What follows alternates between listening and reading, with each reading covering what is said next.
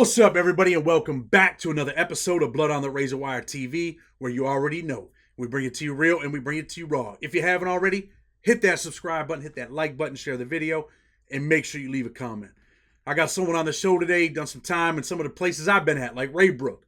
He's been through some things, and he might even talk about something that might make you smile. So make sure you tune in, make sure you share it. Cool to tell the people who you are, where you're from, and talk a little bit about you and how you ended up in federal prison. My name is Sean Isom. On the streets, everybody calls me Cuda, like a barracuda, or Cuda Love from up above. I'm originally from Newark, New Jersey. That's where I was born, raised, and bred. I spent a little time in Minneapolis, Minnesota also. I lived there for about 8 years in the Midwest. But I used to go out of town, man, when I was a little younger with my homies. We used to go from Jersey to Scranton, Pennsylvania, in northeastern Pennsylvania to hustle. You know, we would go out of town because we would get double and triple the amount of money that we was getting in the hood. So, you know, I figured we go out of town and see what's cracking. You know, we get to Scranton, we get a good run. As a matter of fact, you can go and look in the papers of Scranton and you'll see North Irvin Avenue. That was our block. But I basically made a block like blocks in the city. I had guys out there wearing the same color clothes. Like if you didn't have our uniform on, you couldn't be on the block. If you wasn't from Newark, New Jersey, you couldn't hustle on the block. It got to the point to where some kids from the Bronx started to come out there trying to come on the block. And we ended up getting into a lot of shootouts. You know, a lot of things that go on in inner cities. We brought it to a out-of-state neighborhood that wasn't used to that. Well, lo and behold, man, I ended up catching a conspiracy. They originally charged me with a kilo of heroin, a kilo of marijuana, because you can't measure marijuana in grams or something. A kilo of marijuana, a kilo of heroin, and they found an AK-47, which they enhanced me with. But what's ironic about this in the feds, what's the funny thing is this, man. I didn't get caught with anything. Nothing. No money, no phone taps, no sales, no nothing. Hold on, man. Hold up. I want you to say that again. You got caught with what? I didn't get caught with anything. No money, no drugs, no sales, no wiretaps. So dig this. Unbelievable. This is what happened to me. I still can't believe it. The state picked up my case. They charged me with possession with intent. I took it all the way to a suppression hearing where I beat the case for an illegal search and seizure. I had an attorney by the name of Bill Peters. Excellent dude, northeast of Pennsylvania, bad dude. But anyway, we get to the suppression hearing and we win legal search and seizure. They went in my house without a search warrant, searched the house, found the drugs in the AK, locked the door, and then went and got a search warrant, and then came back and got the stuff out. So they had already been in the house. Well, they dismissed the case against me here. I think I'm going home, and I think it's over. You know, I'm all happy, like I won. And two federal agents in suits stand up in the back of the courtroom, and they say, well, the federal government has indicted Mr. Sean Isom. So they take me from the state courthouse to across the street to indict me in the feds. When that phone fell down, I thought they were hitting your door again. Hey, Chad, them days is over, man. Oh, it happened again. Those days is over, Chad. No more hitting my door, brother. Yeah, no more hitting my door. That's over. It's all good. So you end up getting charged by the feds. You go to federal court, right? And I want people to understand that, man. The feds will arrest you and they don't have anything. You think they don't got nothing. But tell the people what ends up happening. Do you cop out? You go to trial? I mean, what's your sentence? Let's talk about that. Okay, so dig this, Chad. I got 4 people on the indictment at first. They have me as the boss. I'm the head of the indictment. They have my cousin, Paul Law, as second in command. They have my boy, Herbert Graham, as third in command. And they have my cousin Paul's boy, Mark Sloboda, Rat, fourth in command. But anyway, I ended up getting superseded 3 more times. They superseded my indictment 3 more times. They called it a historical case. Never heard of no shit like my lawyer said it's the most illegal thing he ever heard of. But listen what they do, Chad. I actually came home from the state pen up here by Pittsburgh, Camp Hill. I went through all of that. I got out in 2004. The feds indicted me in 2006. They said that I sold so many drugs from 2004 until the day they arrested me in 2006. They just made up an amount. Now, Chad, do you know by the time I had that 4th superseding indictment, I had 14 co-defendants, some of them I never seen before in my life. I know how it happens. I know what they do, man. But, a lot of dudes watching this show, they don't realize, man, what the feds do. This is not like the state, man. People come and testify on you that don't even know you. Don't even know you. Never seen you. I've seen plenty of cases like that. Dude's like, yo, man, I'm your co-defendant. You're like, man, who the hell are you? Like, hey, Chad, no, listen. You know it. You're funny. Now, check this out. Quick story. On my 4th superseding indictment, when they indict you in a conspiracy, they take you all down for the initial hearing. So all of you guys got to go to court. If somebody doesn't go, he's cooperating or something's funny. So we all get down to the courtroom. They put us in a bullpen. So there's a white guy in the bullpen next to us. So I just happened to say to him, I say, hey, man, what are you doing down here today? He said, hold up, man. Don't blame it on the white man, man. Right. No, this ain't true story, Chad. Listen what the brother say to me, man. I said, man, what is you doing down here today? He say, oh, I just got indicted with Cuda. I said, you got indicted with Cuda? He said, yeah. I said, you know Cuda? He said, yeah. He's talking to me, Chad. He's effing talking to me. So look, I swear to God, my hand is true. So I say, you know Cuda. How do you know Cuda? So come to find out, this is how he knows me. My cousin was working for me. He was buying heroin from my cousin. Well, a few times when he came to pick up, my cousin didn't have no more, so he called me. So when I pull up to the house, I never get out the car. But he sees me in the car, pull up, and my cousin comes to the car and get the dope. Goes back, serves him, I pulls off. But that was his instinct to knowing me. So then he goes, well, I know, well, I don't really know him, but I know his cousin Paul, and that's how he explained it to me. But the whole time, I never told him that was me he was talking to. But that was scary, man. Crazy things, man. Let me ask you this. How much time are you sentenced to? I ended up getting 120 months. I've got it all here, man, in these drawers, PSI, plea agreement, all of that. I ended up getting sentenced to 120 months. I did almost 9. You're supposed to do 8 and 7, but I did about 9 because I got in trouble a couple times. I ended up, and this is a little bit, we'll talk about this in a minute. I ended up getting out and violating and going back, catching a fresh 5, and that's how I done the 15. But we'll talk about that in a minute. That's wild, man. Once you hit the feds, man, I try to make sure I never ever end up back there. So, what was your first prison, man? I want to talk about that. The first place I went to was Otisville. And before we even continue, let me give a shout out to my big homie, Akbar Prey. Free Akbar Prey, y'all.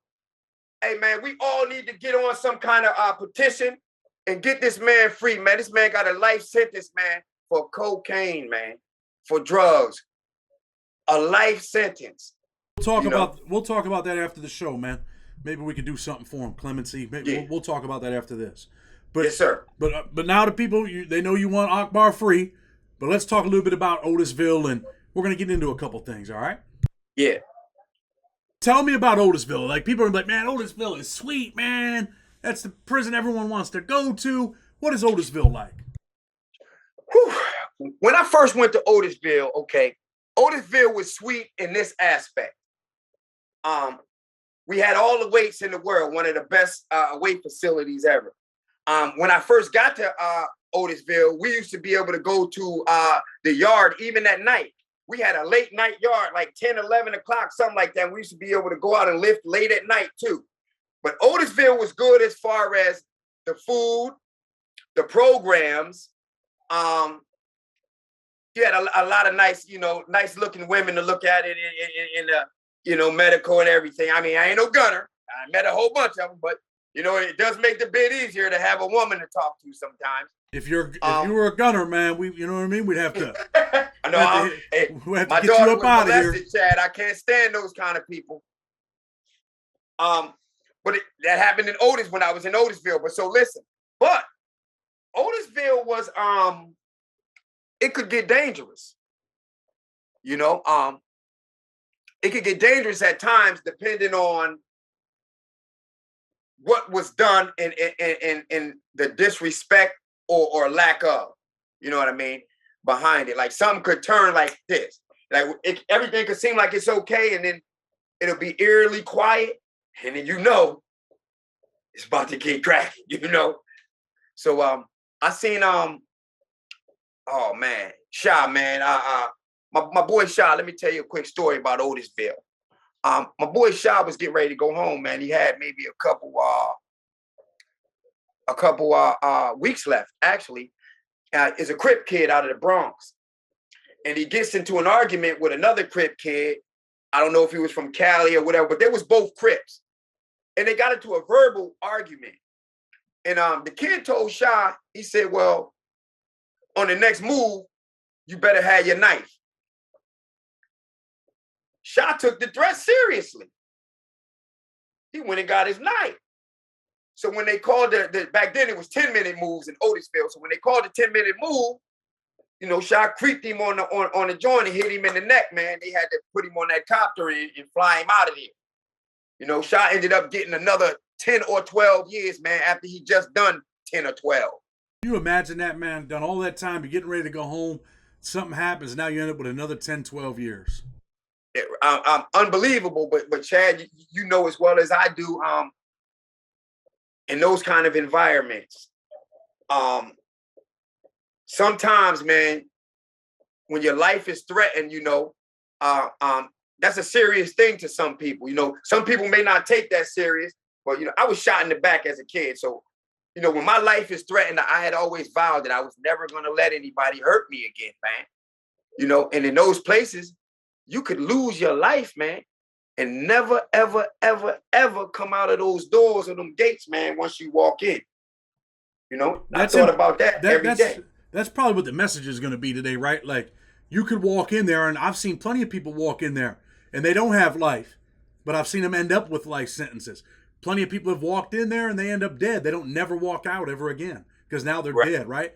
Blood left on the razor wire. But let me ask you about this. You're in Otisville. You end up pulling a chick over there? No, it was. I had a CO who was a brother, actually, Chad. He wasn't a chick. It was a brother.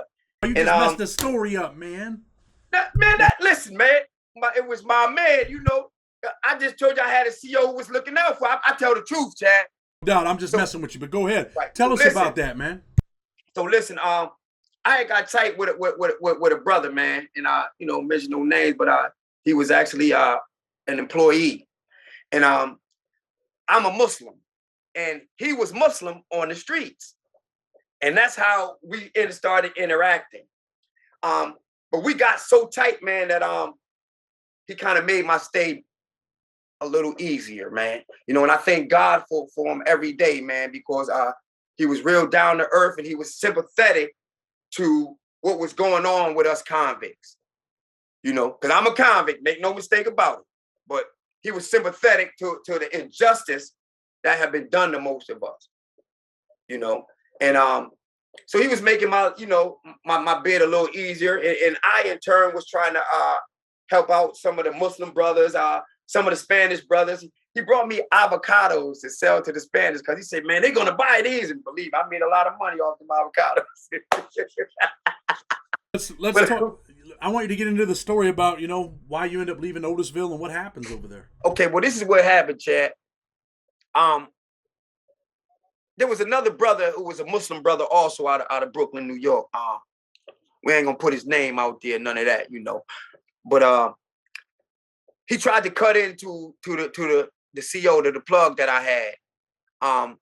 The one thing about the brother was he would bring me anything, but he wouldn't bring me no drugs. And I respected him for that. Like, he would bring me nothing that was considered like coke, weed, no drugs. He would only bring me like food and watches, like stuff that I could make legit money off of. The brother somehow being nosy, minding my business, you know, which is a no-no in any prison, especially federal prison. So, you know, if you ever happen to go there, please, y'all, mind your business. But he was trying to get into my business, you know, and he jumped on my line, Chad, and the brother, the CO, brought it to my attention, you know, because he thought I had said something. But when he found out that it wasn't me and it was just this dude being nosy, me and the dude had words. Being that he was a Muslim and I was a Muslim, in Islam, it says that it's against my religion to shed a Muslim's blood unless he attacks me first. And if he attacks me, then the other Muslims should all transgress against him if I'm the peaceful one. So we got into a confrontation. And being that he was Muslim, I turned to walk away because I didn't want to harm the brother. The brother sucker punched me with my back turned and he broke my jaw. Yeah, he broke my jaw. And he actually knocked me to one knee. So I jumped up and we rumbled it out. I ended up on the top of the fight, but I lost. My jaw was broke. So I could never, you know, no matter what, I had to go get wired up. I walks up to the infirmary. I walked to the infirmary. I don't know if you know this brother, Chad, Sundiata Akoli. Was you ever anywhere with Sundiata? No, I don't know who he is. He's the original Black Panther. He's the one who saved Assata Shakur's life in New Jersey on the highway that night. He's the one who shot the police officer to get Assata free. But I was with Herman Bell, man. Herman Bell was my neighbor in the state. Okay, another political person. So anyway, Sundiata, he yelled. I never forget this. I'm on my way out the door, walking to the infirmary, and Sundiata said, Kuda is a man. He's a man. He said, most of y'all would have cowered with a broken jaw. And man, like I felt so bad, Chad, because I let another person harm me, man. And even though I stood up and I fought, you know, and my rep was intact and everything, inside, you know, to this day, I kind of still feel like he got one up on me, you know? Listen, let me tell you something, man. I know that's a feeling where people are like, damn, man. Because I'm always like that, man. I was always like that. Like, if you did something to me, I got to get you back, man. I had a sergeant in the state punch me in the face, man, when I was 17 years old, right? And I'll never forget him, man, all these years later, man. His name was Kaliki. And I'll never forget it, man. This dude punched me in the jaw, man. I was handcuffed behind my back. And all my life, I'm like, damn, man, it's the only person I ever let hit me in the face, man. And I never was able to hit him back. And it's always bothered me. So this dude hit you, though. Is it over chicken? Did you get some chicken brought in? I tell you a funny dude. Hey, last night, whoa. Hey, listen, let me tell you what happened, man. This is why it really hit the fan. This is when it hit the fan. This is kind of funny, y'all. I had the brother had brought me a 16-piece chicken from you know how the Arabs got the little chicken spots on the corner in the cities and all that. Well, you know, I had been in jail for maybe about a year and a half by this point, and I kept saying, man, all I want is some real fried chicken, man. I had kept mentioning that when we were kicking. And man, so one day the brother, he goes in my cell, man, and he searched my cell, and he said, hey, man, go look in your cell. When I go and look in the garbage can, it's a 16-piece of the Arab fried, New York fried chicken, man. And good God almighty, boy, did we have a ball that night in Otisville. Played some tickets, watched some football, you know. And yeah, man, that Joker, I think that's when the next day is when that fight happened, Chad. You think he was mad because he didn't get a couple pieces of chicken? You didn't give him none? Because he tried to move in on the connect and it cost him some chicken. Yeah. All the way in his feelings, man. Sometimes people get in their feelings, man. Right. I noticed one thing about prison, man. And it seems like they don't catch us until somebody does this. I was watching a documentary, man, and Larry Hoover was on the documentary, and he said something, and it stuck with me, right? He said, the duck never would have ended up on the hunter's dinner table if he hadn't a quack. Think about that. They would have never knew he was there. He would have got away. You feel me? So, you know, a lot of times, you know, people, you know, minding your business and running their mouth, you know, those that talk, they usually don't know. You know how it goes, Chad. I know how it goes. Let's talk about this because you know what? I always talk to people about prison, right? But we never really talk about the streets. So Right. you're out there in the street, you're getting money, right? You're getting money in Scranton, PA, right? Right. Where I'm from, I know that that's a place that dudes used to go to back in the day to go get money, right? A lot of dudes go out of town. They're like, yo, I'm going out of town, man. That's where the money's at. What's it like as a drug dealer, man, to be at the top of the food chain as far as your crew went? I mean, did you feel like the power, were you addicted to the power that you have where you could tell people, hey, do this, do that, tell this chick to do this, tell that dude to do that? Let me tell you a Were you story, addicted Chad. to the game? My daughter, she's grown now. She's in the Navy. My daughter said to me when I came home, she said, Dad, I want to say something to you. And I never told you this. She said, you used to go away for years at a time and then you would come home and you would buy us anything that we wanted. She said, but guess what, Dad?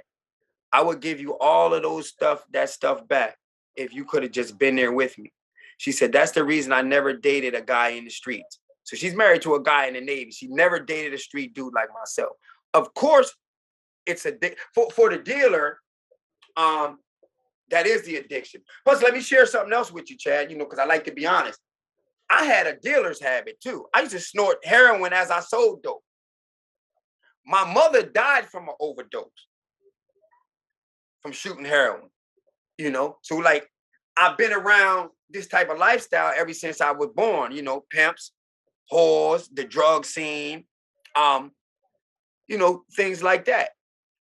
I can recall pulling a pimp off my mother when I was young, and he, I don't know, trying to get her to work or whatever, and she yelling upstairs, and I run upstairs and pull the man off of her, So it's a lot of things from my childhood, and I guess from my circumstances that may have caused me to lean more towards the streets. And then once I reached a certain level, like I was no kingpin, but I was comfortable. I was okay. Of course, man, I was addicted to the power, man. That's the, whoo. Yeah. I'm gonna go somewhere with that question in a minute, but I want to go back a little bit. Your childhood, your mother's using drugs, whatever she's doing. What was it like for you as a child, man? Did you feel lonely? Did you feel like, damn, man, why is my life like this? I mean, did you realize what type of life you were living?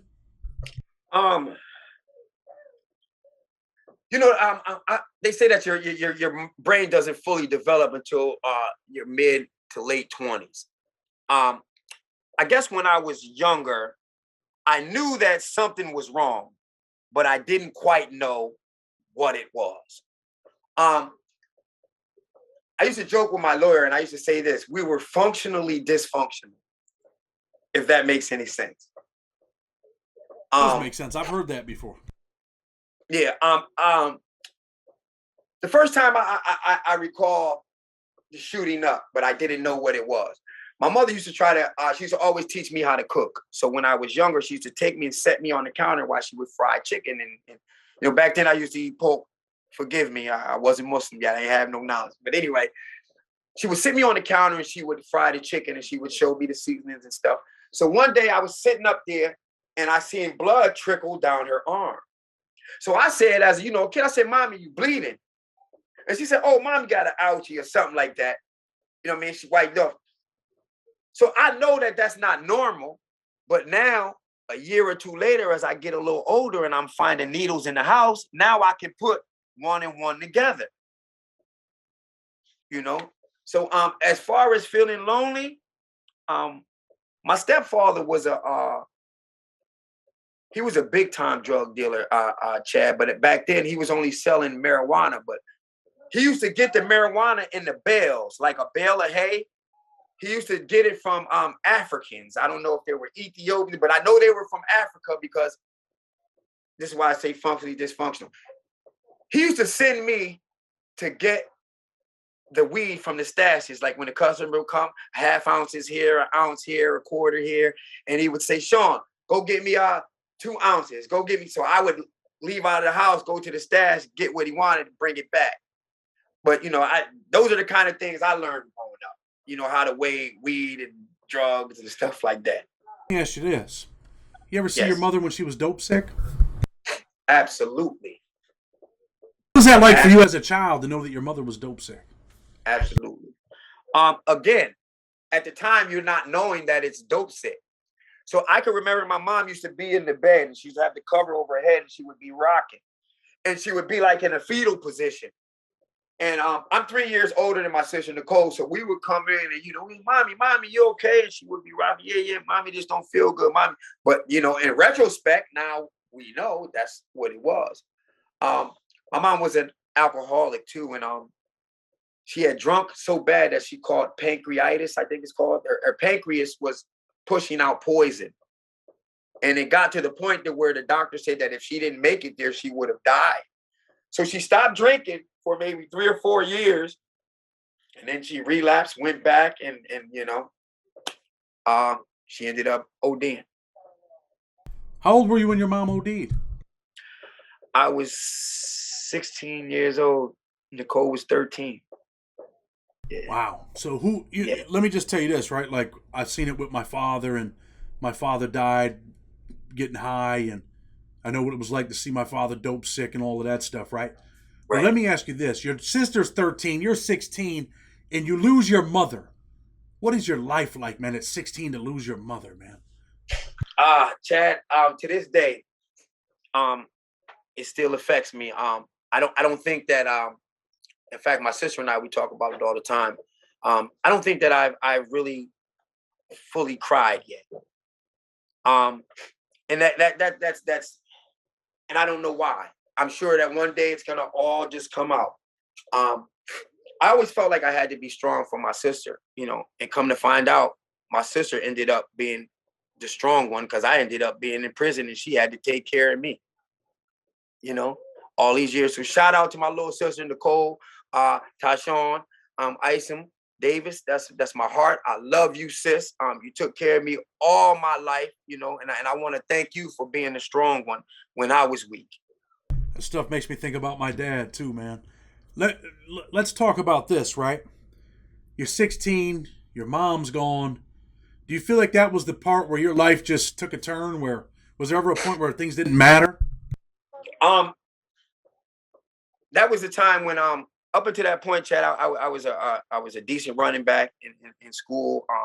Scouts used to look at me. I was pretty good. I used to actually think I was Tony Dorsett, TD back then. You know what I mean? Yeah, that was my number, 33. I was a bad dude. But when my mother died, this is what happened. My grandparents were in New Jersey. We were living in Minneapolis at this point when my mom died. So they can't just give you to the next of kin. They have to go through the courts to get custody of you. So until then, they had to put us in foster homes.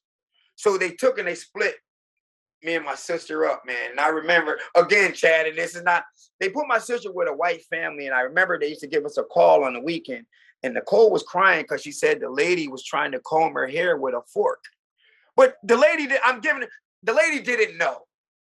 She didn't, we're in Minneapolis, Minnesota. She's not used to probably, black kids in her house. She doesn't know, you need an Afro pick or a comb. So I want to give her the benefit of the doubt. Now, I'm not saying but that's what I'm going to say. But Nicole used to cry, so, they're trying to comb my hair with a fork. And we ended up being given to our grandparents in Newark, New Jersey. And Thank God. Yeah. Thank God. But from that point on, man, Chad, I was just in the streets, man. I had like a death wish. I used to do things maybe sometimes to see if someone would kill me or if I could survive it. And that sounds crazy, but I'm from Newark, so I used to steal cars and go on high speed chases with the cops, play chicken, all kind of little stupid stuff.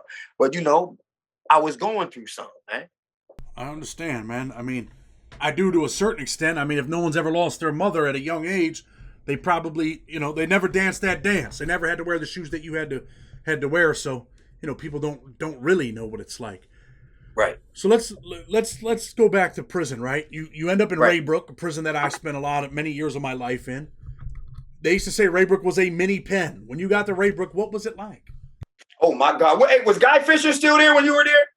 Guy Fisher was there when I was there. Okay, yeah, because he was there. Was Underwood there? No, but Underwood's out of jail now. Oh, Underwood's out, man. I think he got out. I think he got out on clemency. I'm pretty sure I'm right. Yeah. Well, Underwood is the one who got me my job in the gym in Raybrook. He used to work in the gym. He got me the job. So anyway, yeah, man, Raybrook knockout Thursdays. Wee. Anyway. They don't know what Knockout Thursday is. You're gonna go ahead and tell them, man. Tell them what Knockout Thursdays is.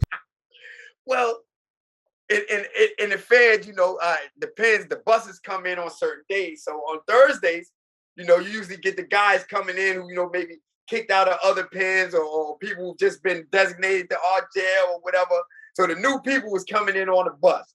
So, you know, you got everybody looking out the windows that the bus is pulling up, you know, and they sending the messages all throughout I tell you, man, by that 9 o'clock after breakfast and everything, by the time you got to get to that laundry, everybody in that joint knows who's on that bus, who's coming, what they there for, what they done, who's hot, who's not.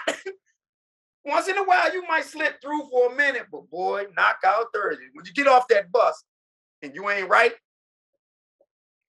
put it this way, they gonna swell up your coffee coolers. So Knockout Thursdays, people come on the bus and people are like, oh yeah, all right, might have had a problem with this dude over here, might have had a problem with that dude. You know, they might know you from the neighborhood, and you get off the bus and you get knocked down, kind of like in that movie Friday. You got knocked up. Yeah. Yeah. When I do these interviews at night, man, I'm silly because I'm tired, man. But right, and listen, how about this though? You know, like during the day, this is how it is. All right, everybody, make sure y'all go to commissary. Get everything, you know, such and such is coming on the bus. You know, this finna go down. So you know, everybody already. Well, something didn't ready to go down in the prison with the convicts. It's like we all know. Everybody go to commissary, load up. You know, we gonna tear this joint up. So yeah, I ended up getting sent to Raybrook because of the incident in Otisville. They said I compromised staff, and they sent me to Raybrook, and that's how I got there. Did the staff member ever get jammed up? Did they press him for his job or anything like that? Who was that, brother? The brother in Otisville. No, this is what was going to happen to the other brother. The Muslims had a hit out. I'm talking about the police. Oh no. As a matter of fact, when Internal Affairs came to see me, and you know, I kept it solid, kept this job, man, and they just shipped me. They said because they couldn't find nothing, they would have to move me off the compound because it's still compromising the staff. So rather than since you know they couldn't get nothing, they couldn't fire him, but they had to move me because the rumor was that him and I was cool when he was bringing me things. So you know, some people always good brother, good Chad. He's a good brother. I talked to him since I've been out. That's what's up. So listen, you're at Raybrook, right? Is it dangerous when you're there? I mean, are they just knocking people out? Are they stabbing people? When I was there, they were stabbing people. Raybrook was very, very. It was more so dangerous. The most dangerous of the places I had been, because it was ran like a mini pen. Like when I was there, we had okay, I'm Muslim, so I of course I was a Muslim, so I hung with the Muslims. But being that I was from Newark, New Jersey, I was really with the Jersey card. You see what I'm saying?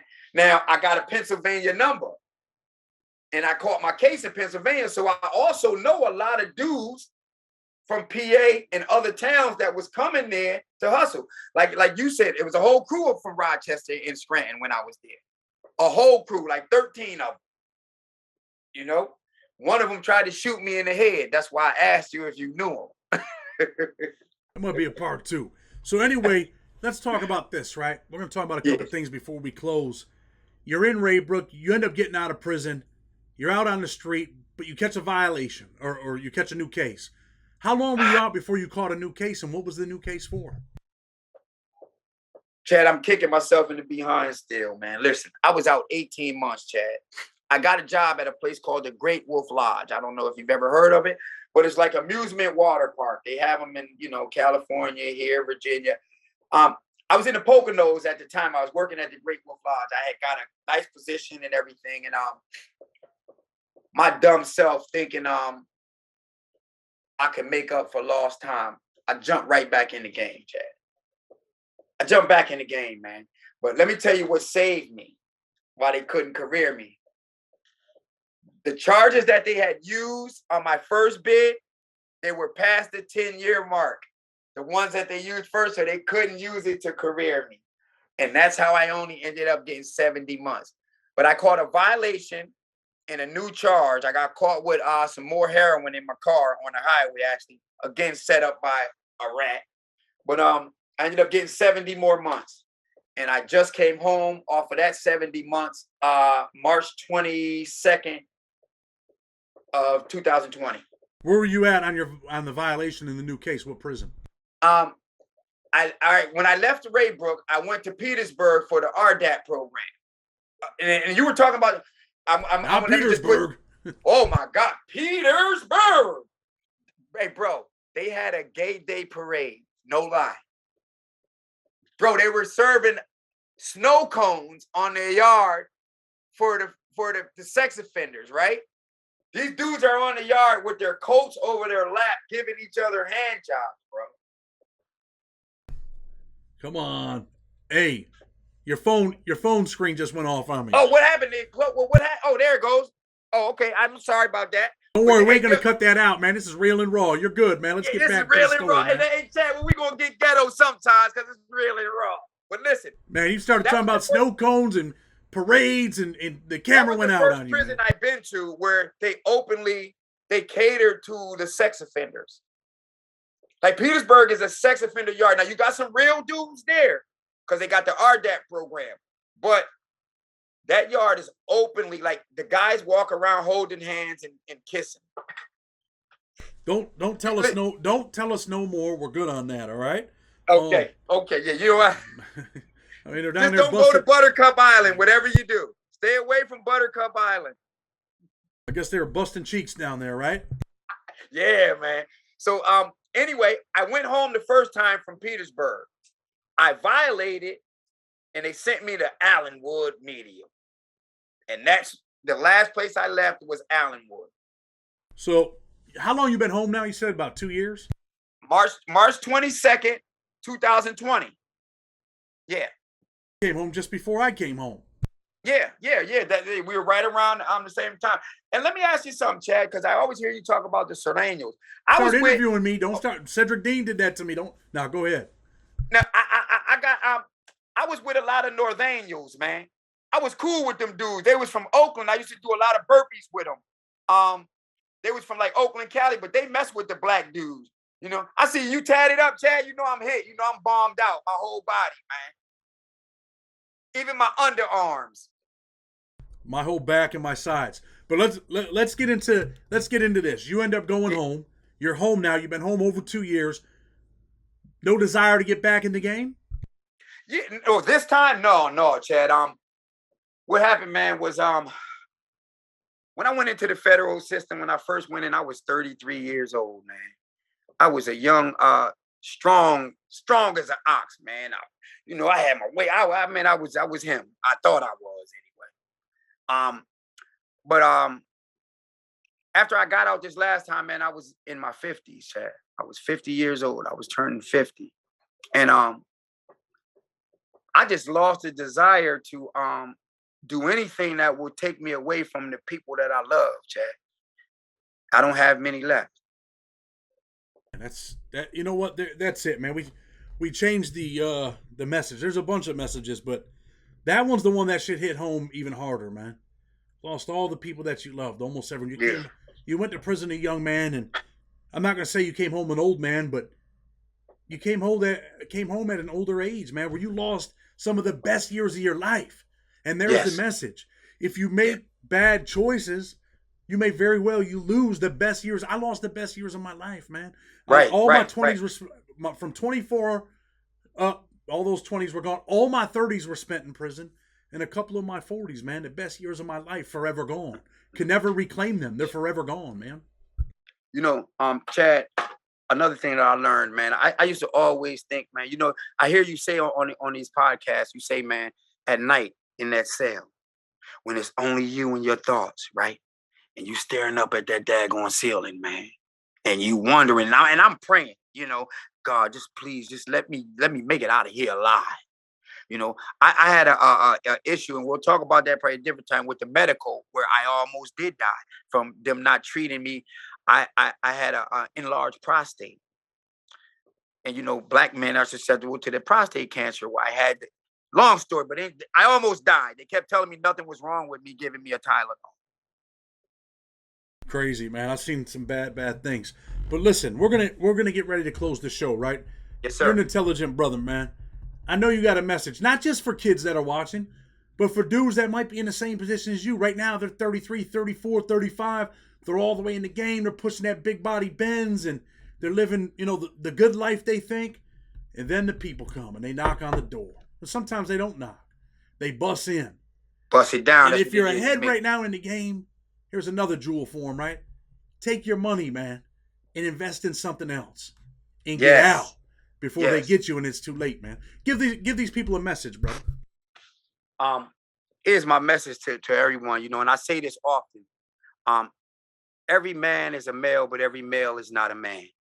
We run these streets, you know, thinking that we're men, thinking that we're tough, we're big, we're bad, we you know, we're that dude, you know. And then when it all comes crashing down, we end up having to give it all back, ending up with nothing.